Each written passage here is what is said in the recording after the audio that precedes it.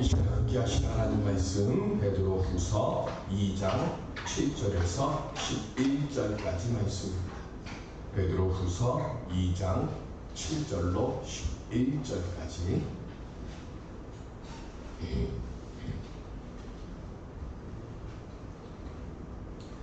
무업한 자들의 음란한 행실로 말미암아 고통당하는 의로운 롯을 건지셨으니 이는 이 요인의 글 중에 보하여 날마다 저 불법한 행실을 보고 들으므로 그 의로운 심령이 상하니라. 주께서 경건한 자는 시험에서 건지실 줄 아시고 불의한 자는 형벌 아래에 두어 심판날까지 지키시며 특별히 육체를 따라 더러운 종로 가운데서 향하여 주관하는 일을 멸시하는 자들에게는 뭐라고 말씀하시니라. 이들은 강도하고 장명하며 깔지 않고 영광 있는 자들을 비방하거니와 더 큰 힘과 능력을 가진 천사들도 주 앞에서 그들을 거슬러 비방하는 고발을 하지 아니하느니라. 아멘. 모든 것을 주님께 의뢰하고 주님의 응답과 보호하심을 받으며 살아가는 우리 모두가 될 수 있기를 주님의 이름으로 축원드립니다. 초대교회가 시작되면서부터 오늘에 이르기까지 정말로 쉬지 않고 교회 안에 거짓 선지자와 이단들이 계속해서 생겨났고 그리고 교회와 사회를 어지럽혀 오고 있습니다. 왜 그럴까요? 어떤 분들이 단체로 영국 여행을 갔다고 합니다. 웅장한 성당을 견학을 하는데 지하로 내려갔더니 그 지하에 수많은 철문들이 질비하게 쭉 늘어서 있답니다. 수십 개가 되는 그 철문들이 있는데 그 수십 개 되는 철문 중에 딱 한 군데에만 뭐라고 써 있는가 하면 열지 마시오라고 하는 글씨가 하나 붙어 있었습니다. 그 팻말이 있는 그 문 앞에 사람들이 서서 가이드에게 묻습니다. 이 문 안에 뭐가 들어있길래 문을 열지 말라고 합니까? 그랬더니 가이드가 하는 말이 모릅니다. 그래요. 그랬더니 그 왔던 일행 중에 한 분이 열쇠 구멍을 통해서 안을 이렇게 들여다보는 거예요. 그랬더니 주변에 있는 사람들이 묻습니다. 안에 뭐가 있습니까? 그랬더니 열쇠 구멍으로 본 분이 하는 얘기가 너무 어두워서 아무것도 안 보입니다. 그랬더니 또 다른 사람이 그 문의 손잡이를 잡고 열려고 문을 막 이렇게 하는데 끔찍하지를 않습니다. 다른 문 앞에서는요 멈춰 서지도 않았고요 그냥 지나가면서 철문이 정말 많네 이런 생각만 하고 가다가 유독 한 군데 열지 마시오 라고 하는 팻말이 붙어있는 그 문 앞에만 서서 들여다보기도 하고 문도 열어보려고 합니다. 왜 그럴까요? 열지 마시오라고 하는 그 문구가 사람들의 호기심을 발동하게 했죠. 하지 말라고 하면 더 하고 싶은 충동이 일어나는 것이 우리 사람들의 마음입니다. 율법이 뭐냐? 바로 율법은 하지 마시오라고 하는 말을 만들어 놓고 사람들로 하여금 그것 때문에 저거를 어기면 어떻게 되나 하는 호기심을 만들게 되는 거예요. 선악과 열매를 왜 따먹었습니까? 다른 건 다 먹어도 되는데 이것만은 먹지 말라라고 하나님께서 말씀하시니까 그 말씀을 듣기 전에는 그것에 대한 관심이 없었는데 유독 이것만 먹지 마라 그러니까 호기심이 생기는 거예요. 마음속에 왜 저것만 처음에 시작은 작은 거로 시작되죠. 왜 저것만 먹지 말라고 했을까? 저거 먹으면 어떻게 될까? 뭐 때문에 그럴까? 그렇게 하다가 보니까 선악과를 결국은 따먹게 됩니다. 이단이라고 하는 말의 원뜻은 선택 의견입니다. 헬라어로 하이레시스인데 이 선택 의견이라고 하는 이 이단의 뜻이 나중에는 변형이 돼서 바른 것에서 빗나가는 의견을 선택하는 것의 뜻으로 바뀌었습니다.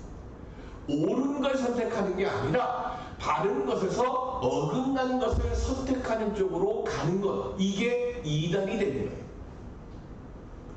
선악과를 따먹는 그 아담과 하와의 그 모습도 하나님은 바른 선택을 하라고 우리에게 자유의지를 주셨는데 하지 말라, 먹지 말라 그러니까 그때부터 그 선택을 변형시키는 거예요. 어느 쪽을? 잘못된 쪽. 이게 우리들 마음속에 그대로 내려와 있게 되는 겁니다.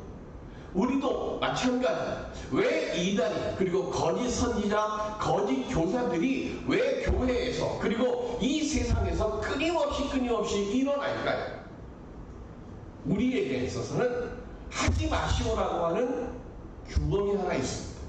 그게 뭡니까? 예수 그리스도의 재림입니다. 분명히 예수님께서 재림하시겠다고 약속하시듯 다시 오마 라고 약속하셨습니다. 그런데 성경에는 분명히 답이 써 있어요. 들여다보지 마시오, 열지 마시오, 답이 써 있습니다. 그 답이 뭡니까? 그 때와 그 장소, 그 시각은 오직 하나님만이 아신다. 아무리 들여다보고 아무리 문손잡이를 열어봐도 그 비밀의 문은 보이지도 않고 열리지도 않습니다. 그러다 보니까 사람들의 마음속에 호기심이 일어나고요. 그래서 수많은 이단들이 발생을 하고 참 복음을 거스르는 사상과 주장들을 해서 교회와 세상을 어지럽힙니다.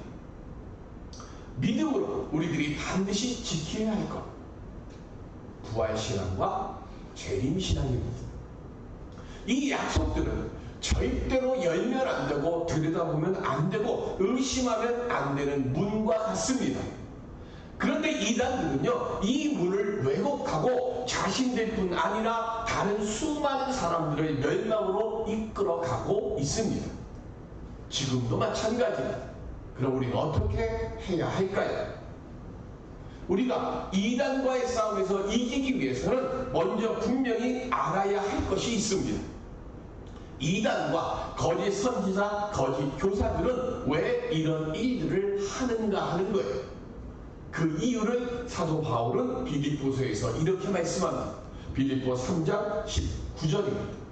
시작. 그들의 마침은 멸망이요 그들의 신은 배요 그 영광은 그들의 부끄러움에 있고 땅의 일을 생각하는 자라. 아멘. 이들은 모두 다 십자가에 원수로 행하는 자들로서요. 이들이 섬기는 신은 뭐라 그랬는가 하면 배라 그랬어요. 바다 위를 항해하는 배가 아니라 내 배입니다. 먹고 사는 현실적인 그 상황의 문제라는 뜻이에요. 그래서 이들의 최고의 목적은 뭐냐? 돈이라는 겁니다. 그저 내 배에 불리는 일이 거기에만 관심을 가져요. 즉 자신들의 탐욕을 위해서 거짓 예언을 하고 말씀을 사사라이 풀어서 해석하는 겁니다. 베드로는 그래서 이렇게 얘기합니다. 교회 안에 가라지가 논밭에 있는 것처럼 언제인지 모르지만 들어와 있었다고 합니다. 분명히 좋은 씨를 땅에 뿌리는데 그 좋은 씨가 자라면서 언제부터인지 모르지만 가라지가 그 땅에서 나요. 가라지를 심은 적은 없어요. 교회 안도 마찬가지입니다. 분명히 하나님께서 좋은 씨를 다 뿌려주세요. 복음을 뿌렸는데 그 안에 자라면서 가라지가 나요. 그 가라지가 뭐냐? 그게 거짓 교사고 거짓 선지자라는 겁니다. 눈에 보일 때는 우리와 똑같은 복음을 믿는 것처럼 보입니다.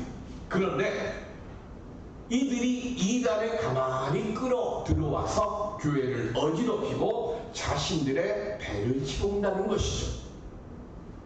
이들의 정체를 분명히 알아야 이단의 미혹에 빠지지 않게 되는 것이고, 베드로 후서를 쓴 이유는 바로 이 이단들을 경계하고 복음을 온전히 지키게 하기 위해서 쓰신 겁니다. 그러면 왜 이단들을 멀리해야 되고 거짓 교사들을 분별할 줄 아는 영안이 필요합니다. 베드로는 말합니다. 1절부터 5절, 6절, 7절까지 이들은 반드시 하나님의 심판을 받기 때문에 그렇다고 말씀합니다. 그 근거로 세 가지 주장을 합니다. 우리가 읽지는 않았지만 1절에 보면 천사가 지금 하나님으로부터 심판을 받아요. 첫 번째, 천상에서 하나님에 대해 범죄한 천사들, 곧 사단과 그 수와의 마귀들이 천상에서 쫓겨나서 심판을 받습니다. 그런데 천사들이 무슨 죄를 범했을까요? 유다서에 천사들이 지은 죄가 나옵니다. 유다서 6절입니다. 유다서는 1장이 한 장으로 되어 있기 때문에 뭐 1장 이렇게 안 하고 그냥 6절 이렇게 합니다. 6절 시작. 또 자기 지위를 지키지 아니하고 자기 처소를 떠나 천사들을 큰 날의 심판까지 영원한 결박으로 흑암에 가두셨으며 아멘. 천사가 무슨 죄를 범했다고 그랬어요? 자기 지위를 지키지 않았고, 두 번째는요, 자기 처소를 떠났다 그랬어요. 지키지 않았고 있어서는 안 되는 곳으로, 있어야 할 곳에 있지 않고 있으면 안 되는 장소로 지금 천사가 옮겨갔다는 거예요. 이게 지금 천사가 사단이 된 이유예요. 그건 조금 이따 다시 설명을 드릴게요. 두 번째는 5절. 우리 베드로후서를 폈으면 여기는 없어요. 5절 한번 보실까요? 5절 베드로후서 2장 5절 시작. 옛 세상을 용서하지 아니하시고 오직 의를 전파하는 노아와 그 7 식구를 보존하시고 경건하지 아니한 자들의 세상에 홍수를 내리셨으며 아멘. 뭐 때문에 지금 심판하셨다 그랬어요? 경건하지 않아서 심판하셨다 그랬어요. 세 번째 6절에 보면 소돔과 고모라 성을 멸망시켰습니다. 멸망당한 이들의 공통점이 있습니다. 그 공통점이 뭐냐면 자신의 자리를 지키지 않은 것과 질서를 지키지 않고 더러운 정욕을 쫓았기 때문에 그렇습니다. 거짓 교사나 이단들은요, 하나님께서 허락하신 자신의 지위와 위치를 벗어나고 탐욕을 쫓았기 때문에 심판을 받았다고 베드로는 말합니다. 그러면 심판만 말하면 안 되죠. 심판을 받을 때 뭐가 있어야 돼요? 구원이 있어야 되잖아요. 그러면 어떤 사람들이 심판의 때에 구원을 받습니까? 하나님의 사랑 안에서.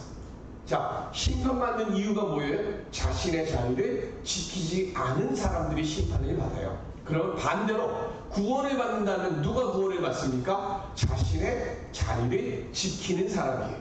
자신의 지위, 그 자기의 주제를 알고 자신이 해야 할 것, 자신이 지켜야 할 것을 행하고 지키는 사람은 구원을 얻는다는 겁니다. 베드로는 제가 아까 5절을 함께 읽자고 했어요. 그 이유가 뭐라고 그랬는가 하면 노아 홍수 이전의 세계를 무슨 세계라고 했어요? 옛 세상이라고 했어요. 즉, 이 말은요, 노아의 홍수가 멸망과 구원을 상징하는 구분점이 됐다는 것을 말합니다. 하나님께서 물로 세상을 심판하신 이유가 뭡니까?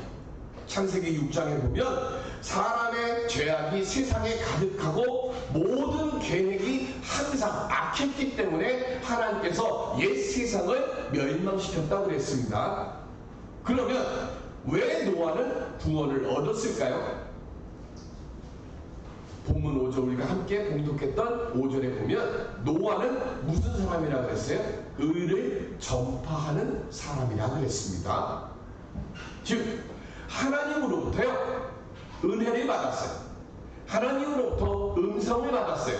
이 악이 관영하고 가득한 이 세상 속에서 노아야 하고 하나님께서 노아를 불러주셨고, 그리고 이 악이 가득한 세상에서 하나님께서 네가 있어야 할 자리는 이거고 네가 해야 할 일은 이거야 라고 말씀을 하세요. 그리고 그 들은 말씀을 노아는 바로 그대로 행한 겁니다. 노아에게 하라고 한 것이 뭡니까? 방주를 만들라는 겁니다. 그런데 방주를 몇 년 동안 만들었습니까? 창세기 6장에 보면 앞뒤를 계산을 해보면 120년 걸렸다고 하는 것이 나와요.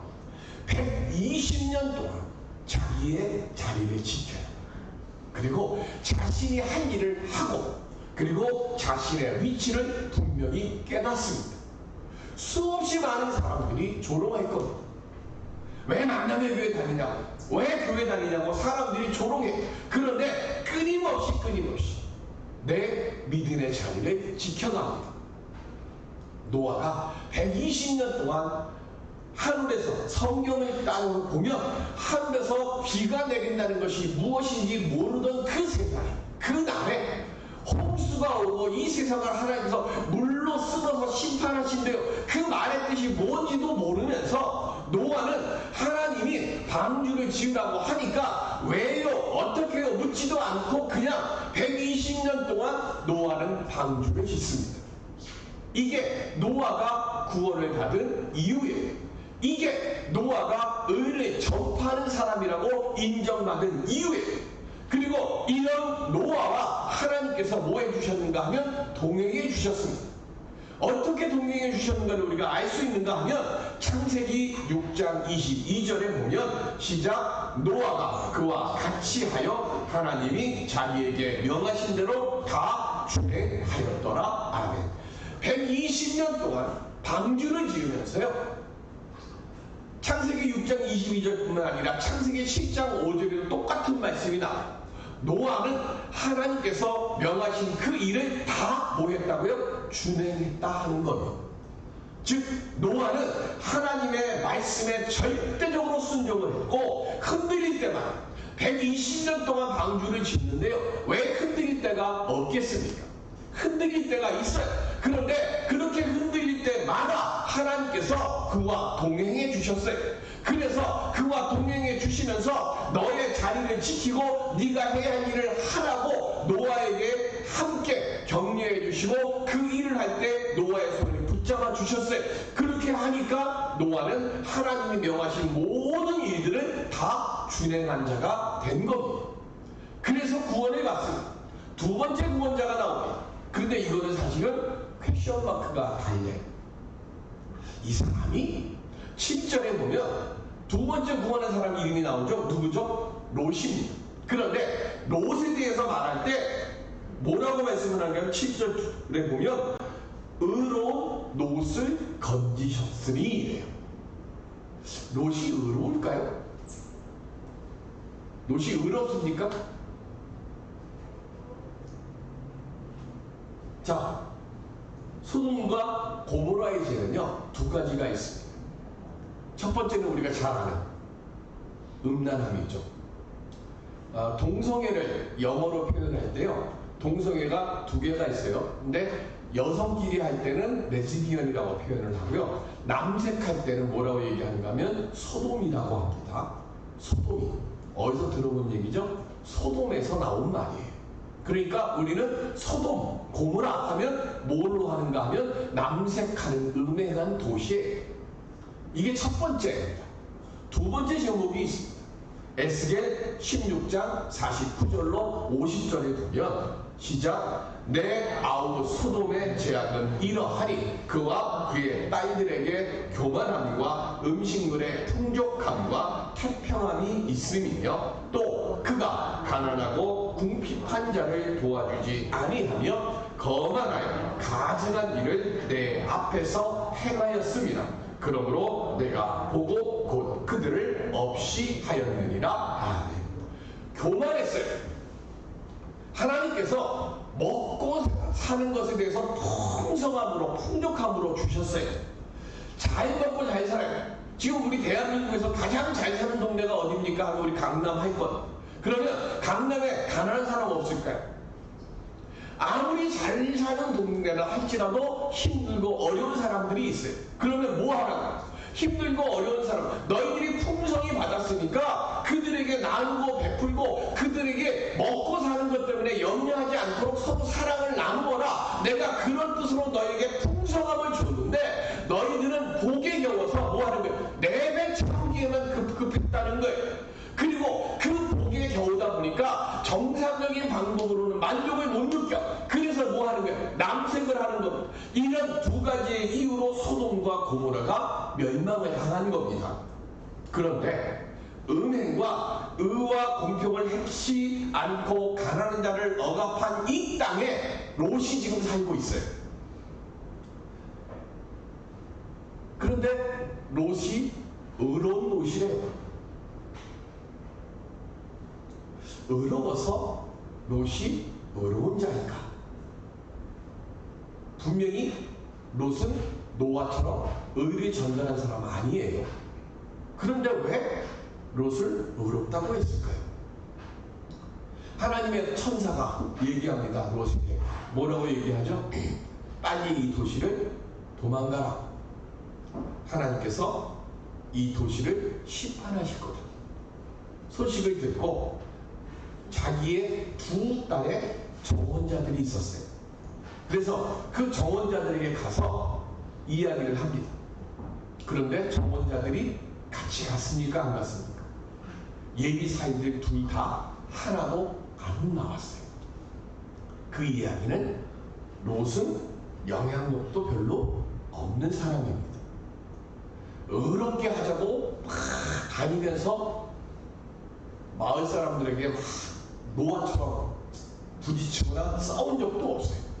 그런데 성경은 베드로는 의로운 롯이라고 얘기합니다. 뭘까요? 왜 의로운 롯이라고 했을까요? 그 정답이 8절에 나와요. 오늘 본문 베드로후서 2장 8절 좀 올려주세요. 시작. 이는 이 의인이 그들 중에 거하여 날마다 저 불법한 행실을 보고 들으므로 그 의로운 심령이 상함이라. 이유는 딱 하나예요. 뭐 때문이라고요? 심령이 상했대요. 저렇게 살면 안 되는데, 저러면 안 되는데, 그 마음으로 괴로워하는 거예요. 모두 다 타락했어요. 모두 다 악을 쫓아요. 그냥 나도 눈 질끈 감고 그 악을 쫓는 그 자리에 함께 동행하면 아무 문제 없어요. 그런데 롯은 모두 다 악한 일을 하는 그 모습을 보고 마음이 찢어지듯이 아파하는 거예요. 괴로워하는 거예요. 용기는 없어서 사람들 앞에 그 더러운 세상 안에 가서 이렇게 살면 안 됩니다. 이러면 하나님이 화를 내신다 하면서 그들을 정화시키는 자리는 내가 하지는 못해요. 그럼에도 불구하고 그 악이 가득한 그곳에서 혼자 가슴을 치면서 이렇게 하면 안 되는데 하며 그 심령이 상해. 믿음은 가지고 있어요. 그리고 그 믿음을 스스로 지키려고 해요. 절대적인 영향력은 없어요. 그럼에도 불구하고 하나님이 원하시는 것이 무엇인지는 분명히 알아요. 그리고 마지막으로 결정적인 것이 하나 있죠. 하나님의 천사들이 롯의 집에 와 있을 때 소돔과 고모라 사람들이 와서 소돔 사람들이 와서 뭘 하죠? 내어놓으라 그러잖아요. 우리가 즐기리라. 그때 롯이 뭐라고 얘기합니까? 이분들은 우리 집에 온 손님이니 안 된다. 그러면서 뭐라 그래요? 남자를 알지 못하는 관연한 두 딸이 있으니 내 두 딸을 내어줄 테니까 이들을 달라고 하는 말은 하지 말라라고 이야기합니다. 롯이 행했던 처음이자 마지막으로 용기 있는 결단의 말이에요. 그리고 그 말을 하고 난 이후에 하나님께서 그 사람들의 눈을 멀게 하시고 그리고 롯은 그 식구들과 함께 그 소돔을 떠나게 되고 소알이라고 하는 곳으로 걸음을 옮깁니다. 불의에 동조하지 않고 하나님의 사자들을 구하기 위해서 자신의 두 딸을 내어주겠다고 선언하는 그것이 롯을 의로운 롯이라고 인정하게 한 것이죠. 베드로는 하나님은 노아를 구원하시고 롯을 건져 주신 것과 같이 이렇게 하나님을 믿고 말씀에 순종하며 믿음의 자리를 굳건히 지키는 자들은 반드시 구원해 주신다고 지금 말씀하고 있는 겁니다. 그러나 하나님을 거역하고 말씀에 불순종하며 믿음의 자리를 회방하고 탐욕에 끌려다니는 자들은 소돔과 고모라처럼, 그리고 노아 시대 때 홍수로 다 쓸려간 사람들처럼 형벌 아래 두셨다가 마지막 날에 영벌을 내리신다고 말씀합니다. 오늘 우리들은 어떤 자리에 있는 성도들이 되겠습니까? 손자가 주일날 교회 가서 교회학교 예배를 드리고 왔어요. 그리고는 목공소를 하는 할아버지에게 가서 할아버지에게 이렇게 말합니다. 할아버지, 오늘 교회학교에서 사단이 우리를 유혹해서 하나님과 멀어지게 하고 죄를 만든다고 하는 걸 배웠어요. 그래. 그때는 할아버지가 너 아주 정말 중요한 거 배웠구나 하는 거예요. 그러더니 목공소 안에서 커다란 통나무를 하나 들고 와요. 그리고 손주에게 잘 봐라 그래요. 성냥으로 불을 붙여가지고 커다란 통나무에다 불을 붙입니다. 불이 붙을까요? 안 붙을까요? 몇 번을 해도 끄스리기만 하지 불이 붙지 않았어요. 그랬더니 손주에게 말합니다. 목공소니까 뭐가 있을까요? 톱밥들을 그리고 오라고 해요. 그럼 톱밥을 그리고 와서 이만큼 쌓아놓습니다. 그리고는 할아버지가 성냥을 찍 그어가지고 그 톱밥 위에다가 성냥을 탁 올려놓습니다. 불이 붙을까요? 안 붙을까요? 확 붙어요.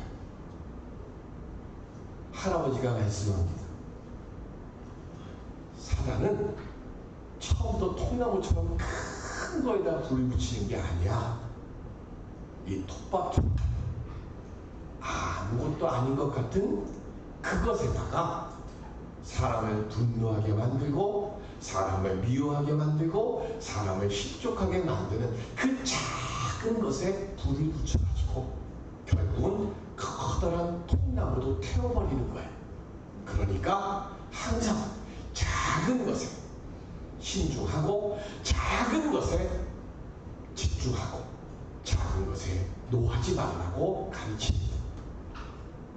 코로나로 인해서 성도들이 자리를 지키는 작은 일들부터 하나님이 이루실 때는 그게 가장 귀하고 가장 큰 일인데 우리들은 그걸 작은 것이라고 생각해요.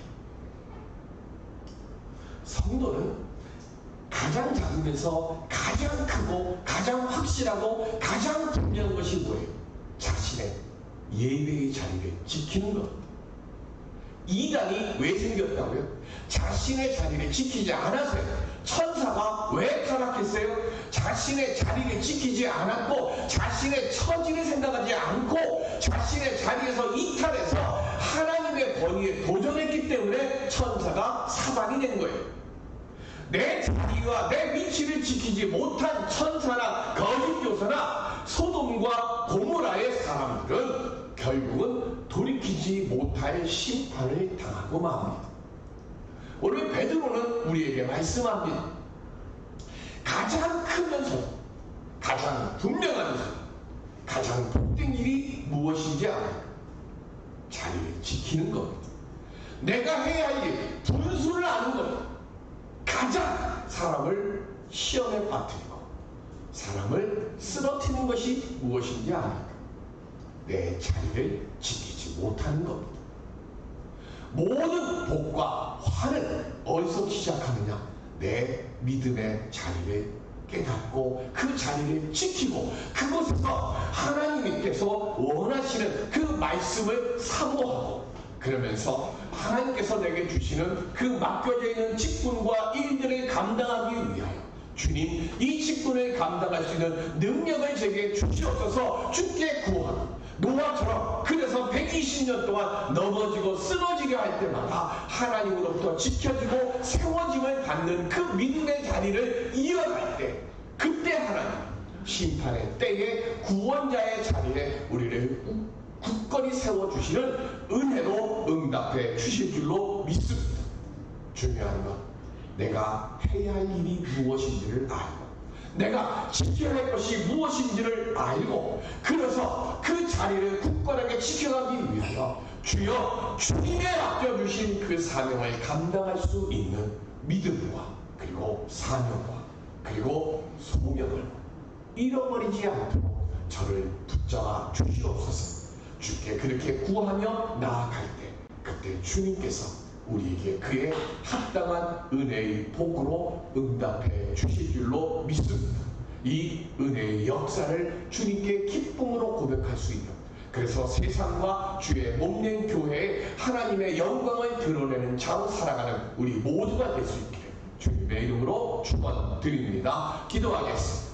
은혜의 아버지 하나님, 내가 해야 할 것이 무엇이 있고 내가 지켜야 할 것이 무엇이 있는지를 잃어버리지 않고 살아가는 우리들이 되게 하여 주시옵소서. 주님, 천국의 내 자리가 주여 흐트러지지 않고 흔들리지 않도록 이 예배의 자리부터 굳건히 지키며 하나님 영광을 드러내기 위하여 내 부족함과 내 연약함을 주님께 다 아뢰고 주의 자리를 지킬 수 있는 능력과 도우심을 날마다 체험하며 살아갈 수 있는 우리 모두가 되게 하여 주옵소서. 감사하며 예수님의 이름으로 기도드립니다. 아멘.